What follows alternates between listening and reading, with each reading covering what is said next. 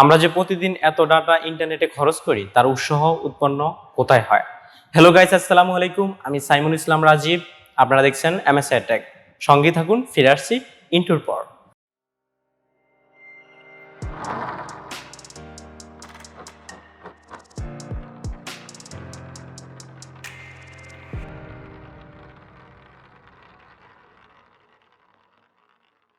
দৃষ্টিতে ব্যাপারটা যেরকম লাগে সেরকম মোটেও না।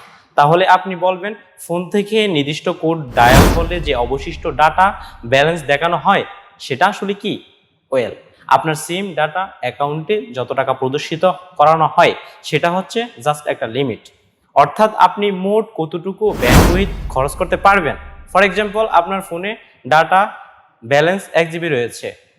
এই 1 জিবি থেকে 1 জিবি জমা করিয়ে দেয়নি, জাস্ট 1 জিবি ট্রান্সফার করতে পারবেন, যেটা বোঝানো হচ্ছে।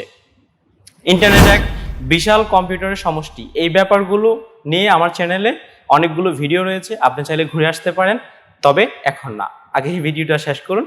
ধরুন আপনার বাড়িতে রাউটারের সাথে আপনার 3টি ফোন রয়েছে, 2টা ল্যাপটপ এবং একটি পিসি কানেক্ট রয়েছে। আপনি জানেন কি, এই ডিভাইসগুলো একসাথে কানেক্ট করে আপনি নিজের একটি ছোট পার্সোনাল ইন্টারনেট তৈরি করেছেন। ওয়েল, একে সরাসরি ইন্টারনেট বলা হয় না, যদিও একে লোকাল এরিয়া নেটওয়ার্ক বলে।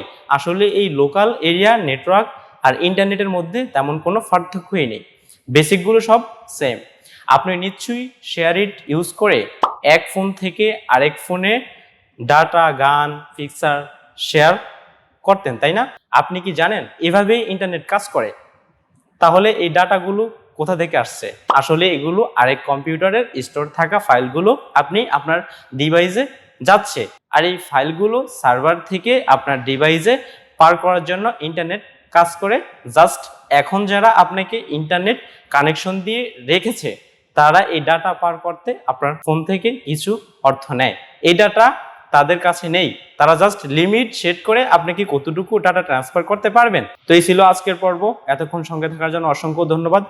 এবং সবশেষে বলতে হচ্ছে, আপনি যদি আমাদের চ্যানেলে নতুন হয়ে থাকেন, please hit the subscribe button. আর যদি অলরেডি সাবস্ক্রাইব করে থাকেন, থ্যাংক ইউ সো মাচ। আজ আমি যাচ্ছি। আসসালামু আলাইকুম।